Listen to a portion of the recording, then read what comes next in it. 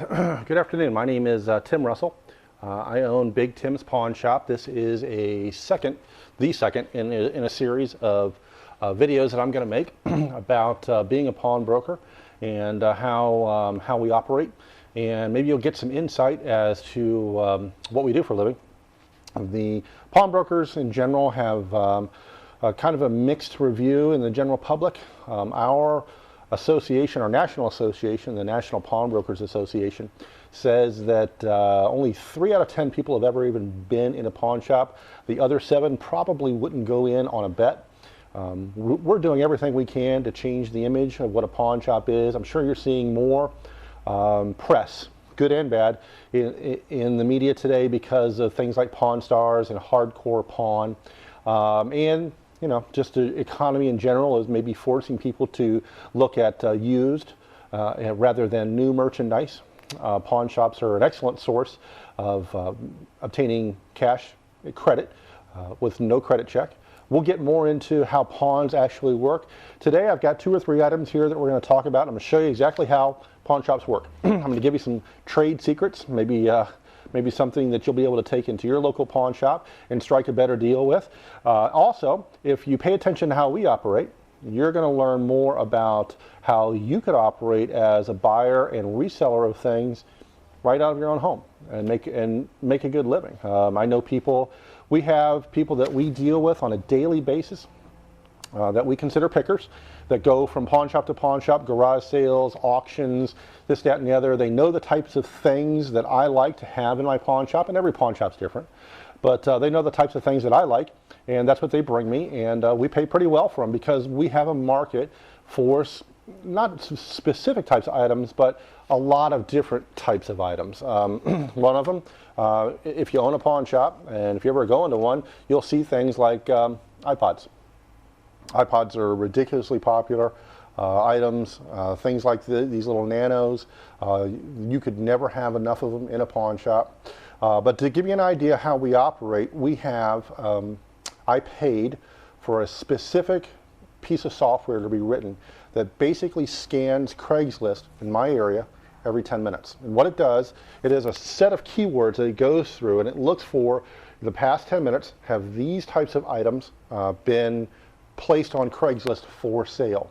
And if they have, it automatically sends out an email to those people stating who I am and what I do and the fact that we buy them. We deal with, I don't know, 200-300 pieces of email a day for these types of things. And you know, the hit rate, although not great, we do get some very good deals through Craigslist for people who just don't want to mess with selling it to a private person. There's very good reasons why some people should never deal in Craigslist. I'm sure you've read the articles before about people being scammed on Craigslist or even robbed at gunpoint for deals in Craigslist. But that being said, for a guy like me who's got a brick and mortar store, it's a very good place for us to go out and find merchandise. An item like this iPod Nano in pink will sell very easily in the store for $40. We gave $15 for it. Now, most of the things that come into our store are on loan. All the guns that you see here, the stuff that's behind me, we're actually in the vault at the main store in Pinellas Park. And you know, these things right here, when they come in, they usually come in through loan, but we will go out and, like I said, use the software and find items that are being listed for sale because it's very easy for us to resell this item. We offered the gentleman $15. He took it. Now, we have to take all of his information and transmit that information to the local police department, and then we have to hold this item for 30 days before we can sell it. So I've invested $15 and a little bit of time into it, and this item I'm sure won't be here the day after tomorrow, and we'll sell it for $40 plus tax. And you know, that's a really, really good return on an item like this, and it makes our customers happy because honestly, these things used are very hard to come by. So, second item, the one that I get the most requests about, and I want to thank the few of you that did send in emails about the first video requesting items. This is a Ruger P95, 9mm. If you're not a gun person, of course this won't apply to you, but I am absolutely positive that if I didn't own two pawn shops, my wife and I didn't own two pawn shops, that I could make a very good six-figure living off of buying guns in the local newspaper and then turn around and reselling them. Now, reselling guns without a resale license for guns from the ATF is against the law. Okay, I don't know what the limit is. I don't know how many you can sell in one period a year, but I think the rule is that you have to have the intent of not being in business to sell guns, and the actual written rule says that it cannot be your primary source of income. Well, seeing how I have two gun shops and two different federal firearms licenses, I can do it. But there's nothing stopping you from going to the local newspaper, finding a gun that you like, okay, making an offer. This gentleman, this was a loan. This gun came in and we gave them a $200 loan. They actually ended up making almost $200 in interest payments on it and eventually let it go. Now, we do everything we can not to default people's stuff. This is where one of the big misconceptions about pawn shops comes in. A lot of people think that the pawn shops are just out to give people nothing for their stuff, whether it be a pawn or a loan, and then hope that the people default or don't come back for their stuff.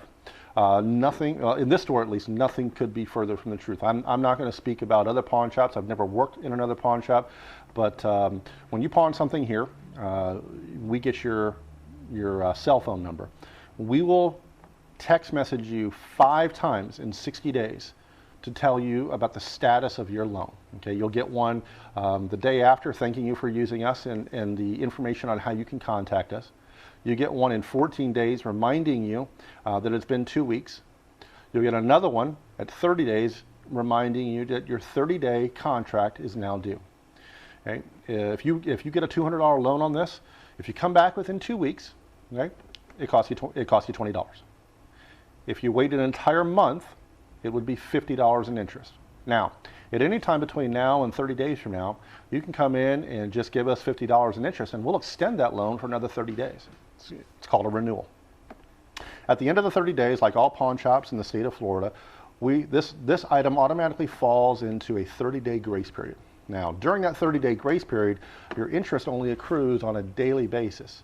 So that $50 in interest the next month, divided by the 30 days in the next month, interest is going to accrue at about $1.60 a day, up until the 60th day. Now, something special happens on the 60th day. On the 45th day, we text message you again, and on the 58th day, we text message you again, reminding you that you're about to lose your item. And on the 61st day, this item I get possessor title of, which means I'm the owner. We generally don't bring stuff out till about the 63rd or the 65th day.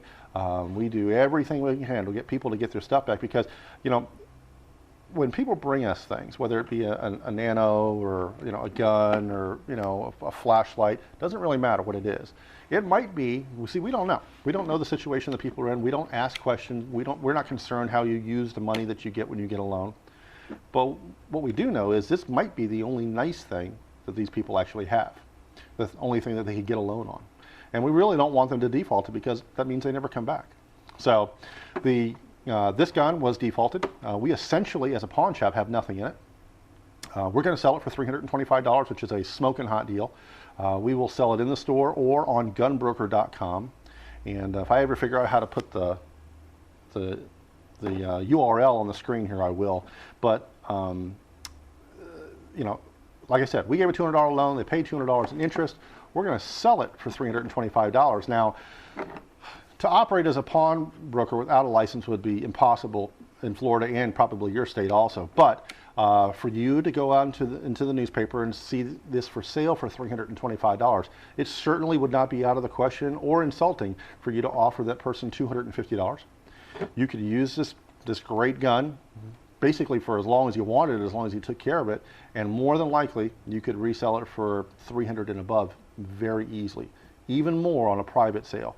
We'll get more into what the difference between a sale like from a guy like me with a license versus a private sale.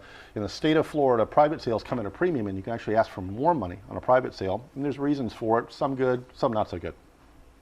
But that's this item. All right? And our third item is a collectible. We don't have a zoom function here, so I'll just let you trust that this is a collectible Daisy Red Ryder BB gun. In the spirit of the holidays, it's not the greatest of shape, but in the spirit of the holidays, I thought this would make a really cool item for Christmas time. These are kind of hard to find in this version, which is the newer version, the 70s and 80s version. In the early versions, in 40s and 1950s, these are extraordinarily expensive and highly sought after. But this one, for somebody who, you know, my age, who didn't get one of these when they were a kid and really wanted one, and I love having things like this in my pawn shop because, you know, you're able to walk into a pawn shop, see something that you were never able to get as a kid, and you probably wouldn't see out in the wild anyway. And for 30 bucks, you get your Red Ryder BB gun, and it works. So we paid $20. Now, why would I buy this for $20? Let it sit around for 30 days and then turn around and sell it, hope to get $30. It's actually marked $30. I'll tell you why. It's really expensive to get people in our store. Like I told you earlier in the video, only 3 out of 10 people will ever come into a pawn shop out of their own will. And what these types of things do is people come into the store, and this is an impulse item, and they'll pick this up and they'll say, man, you're not going to believe what I got at Big Tim's Pawn. I got this old Red Ryder BB gun that works. It was $30. He had some cool stuff in there. And you know, that type of thing, I get people all the time now, and this store's been open for almost 2 years. I get people who come in here and says, you know, my cousin or my next door neighbor, you know, found this and found that, and here, I just want to come and take a look around. I've never been in a pawn shop. Those customers are like gold for a pawnbroker. We're going to get the 3 out of 10. The people who come into pawn shops and use them, where their bank, you know, they've got items that they know they can walk in here and get $100, $200, $500 for. But for the guy or the gal who's never been into a pawn shop and probably never would have been, this type of item, by word of mouth, will bring them into the store. Those things are gold for us because it's very expensive as a pawnbroker to get people into the store the first time.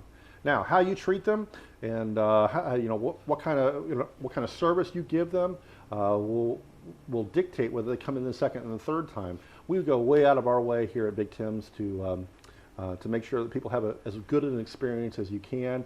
You know, we realize that sometimes when people come into a pawn shop, it's not their best day, but you know, we really would go out of our way to try and make it as good as pleasant a process as possible.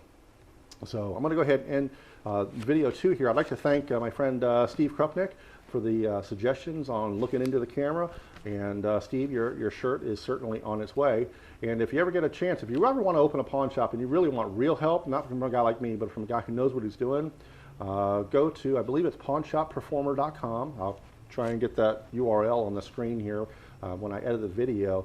But Steve Krupnick in Indiana, I believe, Pawn Shop Performer, he speaks at all our national conventions, has been helping me with ideas about my pawn shop. It certainly helped. If you want to open your own pawn shop, that would be the guy to see. So, again, thanks for watching. This is video number 2. My name is Tim Russell. You can contact me